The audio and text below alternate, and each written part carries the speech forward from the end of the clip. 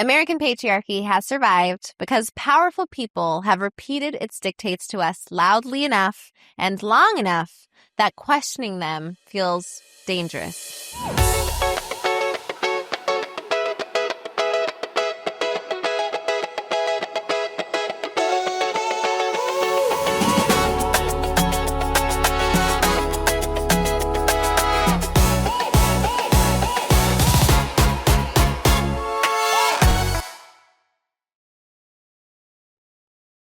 Welcome back to the Revolution Resolution.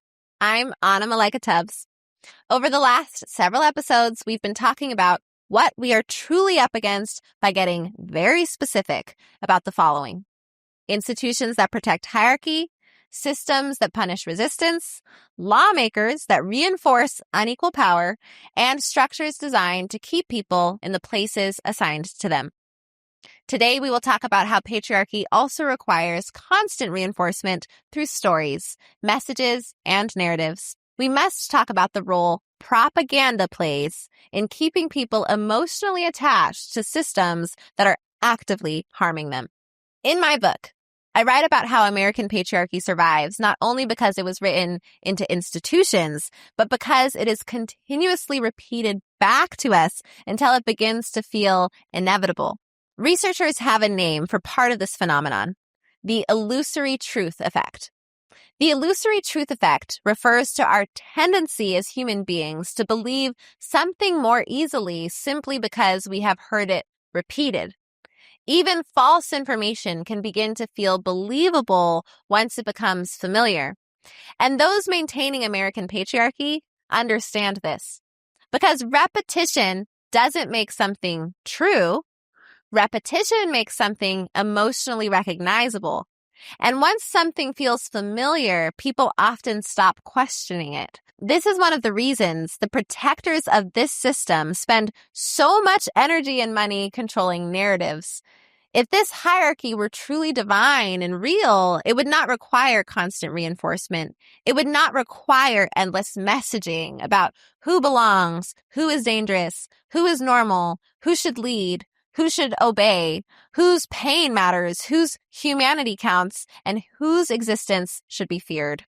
But American patriarchy relies on these stories being repeated constantly. It relies on disinformation, where false information is spread deliberately, with the intent of manipulating people emotionally and politically. And it relies on misinformation, where false information is spread unintentionally. People stop hearing, "Here is an isolated opinion that is not based in fact," and begin hearing, "This is who you are. This is what people like you believe. This is what your community fears. This is what makes you safe. This is what makes you powerful."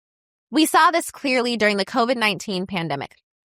Public health measures became transformed into cultural and political identity markers. Real men don't mask. Masks are weakness. Masks are government control.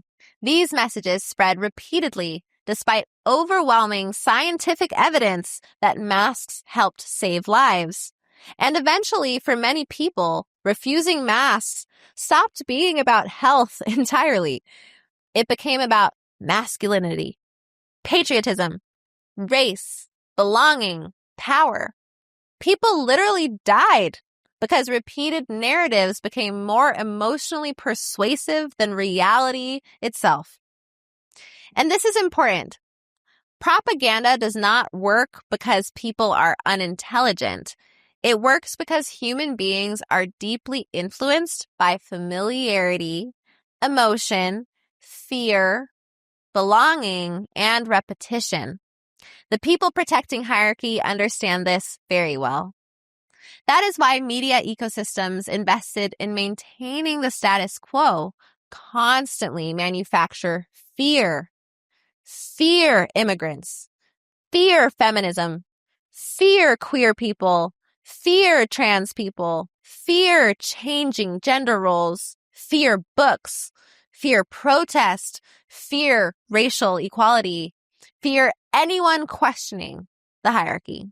Because fear keeps people emotionally attached to familiar systems. even systems harming them. And once people become emotionally attached to hierarchy, they defend the very structures limiting their humanity. That is part of what we are truly up against. Not only laws, not only courts, not only policing, but massive systems of messaging designed to keep people disconnected from what they actually need. Care, rest, community, truth, curiosity, self-trust, connection, collective imagination, the freedom to become fully human. Propaganda interrupts all of that.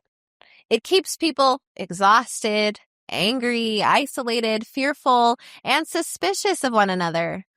Because as we've discussed, disconnected people are easier to control than connected ones. So today, here are your questions. What fears are being repeated most loudly right now? And what becomes possible once we begin recognizing repetition not as proof of truth, but as proof of strategy? Systems rooted in hierarchy rely on emotional conditioning as much as institutional power. So we must start thinking of the messages we will make familiar in the new world we intend to create.